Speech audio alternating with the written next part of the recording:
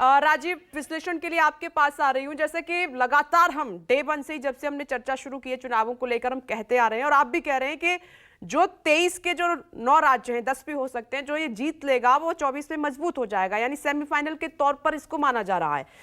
एक तरफ दिल्ली में प्रधानमंत्री नरेंद्र मोदी जीत का मंत्र दे रहे हैं, खासतौर पर उन सीटों के लिए जहां पर वो कमजोर हैं, कैसे अपनी रणनीति बनानी है।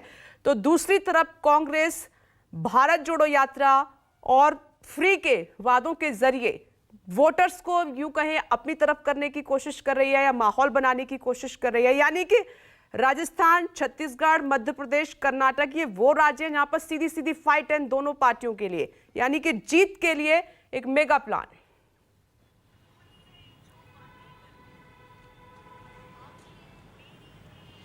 बिल्कुल, आपने कहा जो बड़े राज्य हैं जहां 2023 में चुनाव होने हैं उसमें ज़्यादातर में कांग्रेस और भारतीय जनता पार्टी की आमने सामने टक्कर होगी। कर्नाटक में कुमारस्वामी की पार्टी भी एक तीसरी ताकत के तौर पर है।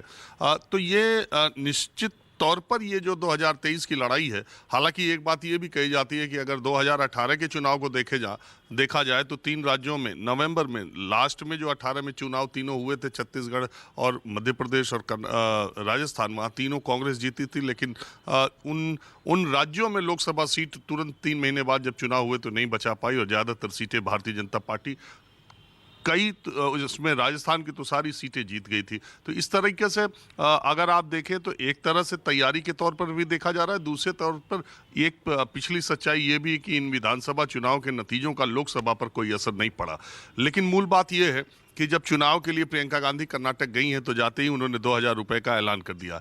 अब जो है राजनीति या चुनाव जहां पर हो रहे हैं तो पार्टियां किसी भी तरीके से लोगों को लुभाने के लिए इस तरह की रेवड़ियां दे रही हैं। अब चाहे केजरीवाल जाते हैं, अब प्रियंका गांधी गई हैं, हिमाचल में देखिए पैसा देने की बात कही गई, ओपीएस की बात कही गई।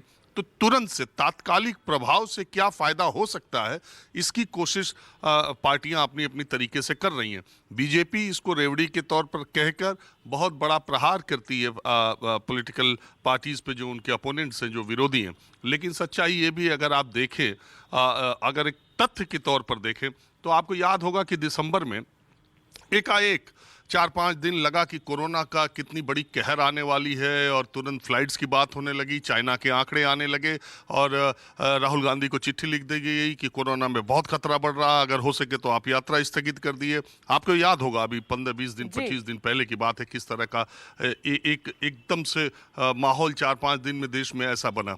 और हुआ क्या उसका नतीजा? वो हुआ सिर्फ कैबिनेट की उस बैठक के 4-5 दिन पहले, जिस कैबिनेट में ये फैसला लिया गया कि 5 किलो अनाज जो फ्री का दिया जा रहा है वो 2023 के अंत तक दिया जाएगा, यानी जब तक ये 9 विधानसभा के चुनाव होंगे। तो भारतीय जनता पार्टी जब तक ये फ्री का अनाज रोक करके चुनाव में नहीं जाती तब तक ये भी माना जाएगा कि एक बड़े वर्ग को, 80 करोड़ लोगों को, ये भी एक रेवड़ी की तरह है। क्योंकि अगर दो बातें नहीं हो सकती कि आप देश की रफ्तार विकास की इतनी तेज है और तब भी देश के 80 करोड़ लोगों को अपना पेट भरने के लिए सरकारी अनाज की जरूरत पड़े, उसके लिए लाइन लगे। तो ये अलग अलग तरीके से अपनी अपनी बातें कहेंगे। कोई रेवड़ी कहता है, कोई कल्याणकारी योजना कहता है, कोई कहता है कि ये कल्याणकारी योजनाओं में शामिल है। और अभी तक सुप्रीम कोर्ट भी इस बारीकी को और इस चीज़ पर फैसला नहीं कर सकी कि क्या रेवड़ी है और क्या कल्याणकारी योजना है। बिल्कुल राजीव, आप सही कह रहे हैं, लेकिन पार्टियां अपनी सहूलियत के हिसाब से अपनी योजनाओं को, जन कल्याणकारी योजनाएं जो फ्री के वादे हैं उनको बता देती हैं और दूसरी पार्टियों के जो वादे हैं उन पर सवाल खड़े कर दिए जाते हैं। नमस्कार, मैं हूं मानक गुप्ता। अगर आपको हमारा ये वीडियो पसंद आया हो तो इसे लाइक और शेयर जरूर करें और हाँ, हमें सब्सक्राइब और फॉलो करना ना भूलें ताकि आप देश और दुनिया की कोई खबर मिस ना करें। तो जुड़े रहिए हमारे साथ और देखते रहिए न्यूज़ 24।